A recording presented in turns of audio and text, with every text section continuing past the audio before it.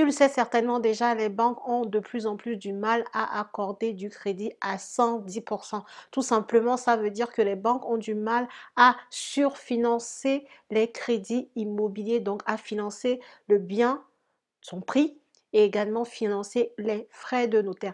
Maintenant, il y a une astuce, il y a une méthode qui te permet quand même de continuer à avoir du 110% à tous les coups ou presque à tous les coups. Et c'est ça que je vais partager avec toi dans cette vidéo, donc reste connecté.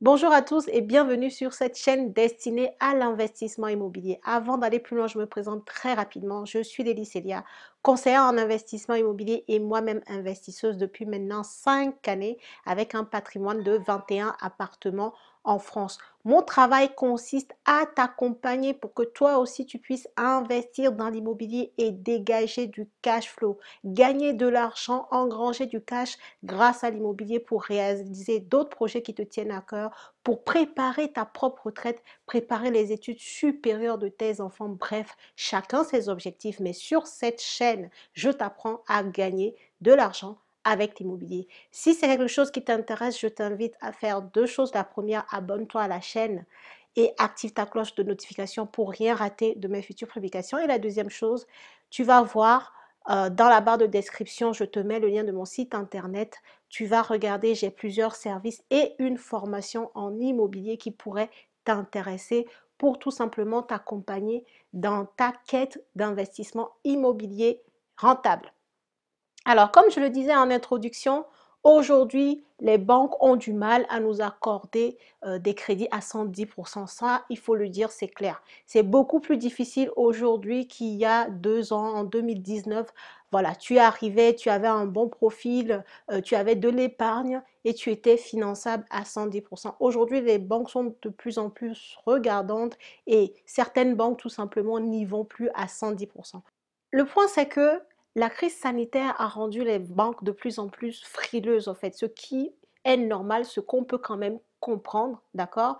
Parce que clairement, il y a eu des gens aujourd'hui qui ont dû revendre leurs biens parce qu'ils n'arrivaient plus à réellement assumer les frais et les gens ont perdu leur travail. Bref, il y a quand même des circonstances, des incidents de la vie quand même qui sont arrivés à certaines personnes au cours de l'année 2020 puis 2021 dans laquelle on est. Donc ça rend les banques de plus en plus furieuses. On sait dans quoi on est, mais on ne sait pas où on va aujourd'hui. L'après-Covid, personne ne le connaît. Laissons les estimations de chacun. Tout ça, c'est de la théorie. La vraie vie, encore, personne ne le sait parce que personne n'a une boule de cristal. Donc chacun, il va à tâtons. Les banques préfèrent reculer sur cette histoire de surfinancement des biens pour éviter de se retrouver avec un bien sur lequel le contribuable n'a même pas encore commencé à rembourser le prix de son bien parce qu'il a des frais annexes qu'il doit rembourser à la banque avant. Et la banque, en cas de saisie, ne pourra même pas récupérer l'enveloppe totale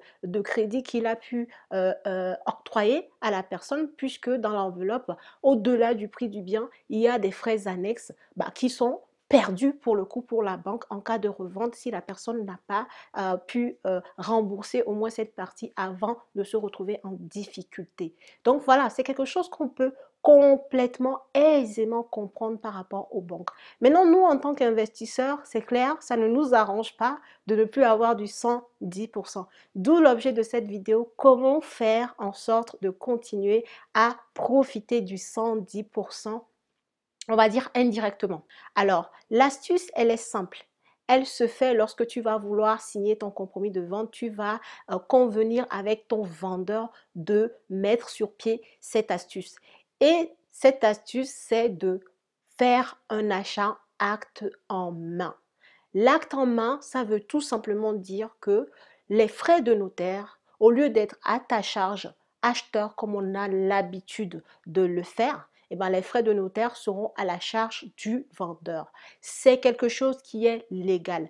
Maintenant, attention, il faut quand même que tu tombes sur un notaire qui sait rédiger l'acte en main et que le vendeur soit d'accord. Très souvent, les vendeurs, ça ne les dérange pas parce que clairement, ça ne change rien à leur prix de vente net. Parce que Vous convenez en fait du prix de vente du bien et ensuite seulement vous allez rajouter les frais de notaire sur les prix de vente. Donc lui, le prix total du bien qu'il va toucher lorsque la banque va envoyer l'argent, les fonds au notaire pour la vente, eh ben, il y aura, lui, son prix de vente net plus les frais de notaire qui sont à sa charge. Donc, fondamentalement, pour lui, vendeur, ça ne change absolument rien. C'est pour ça que souvent, les vendeurs, eh ben, ils acceptent quand même de faire l'acte en main. Par contre, il faut trouver un notaire qui sache écrire l'acte en main parce qu'en écrivant l'acte en main, s'il écrit clairement prix de vente du bien, tant frais de notaire, tant à la charge du vendeur, et ben voilà, vous ne leurrez personne en fait en faisant ça. Le prix de vente que le notaire doit marquer dans le compromis doit être prix de vente plus frais de notaire, d'accord? Sans distinguer deux lignes.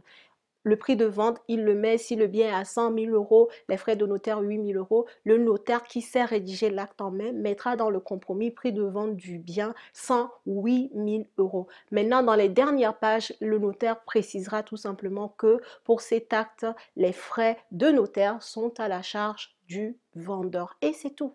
D'accord? Il n'y a pas de ligne. Et en faisant ça, la majorité des banques acceptent. C'est pour ça que je dis presque parce qu'il y a certaines banques qui sont très, très regardantes et qui vont aller regarder finement dans le compromis de vente pour trouver la ligne où on marque que les frais de notaire sont à la charge du vendeur, même si on n'a pas écrit le montant à côté.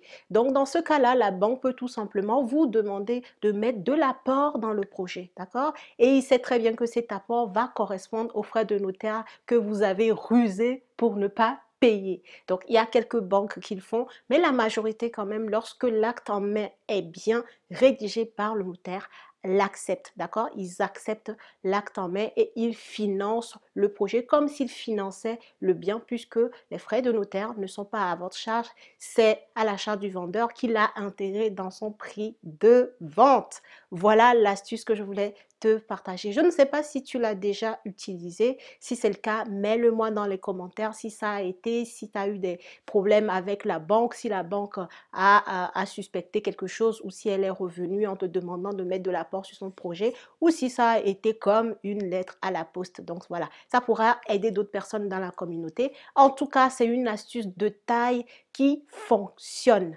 D'accord? Qui fonctionne. Il faut juste savoir le demander au vendeur et trouver un bon notaire qui sache écrire un compromis, une vente acte en main. Voilà les amis, c'est ce que je voulais te partager aujourd'hui dans cette petite vidéo. J'espère que cette astuce pourra t'aider. Si tu as aimé la vidéo, je t'invite à la liker, à la partager autour de toi, à t'abonner à la chaîne bien entendu.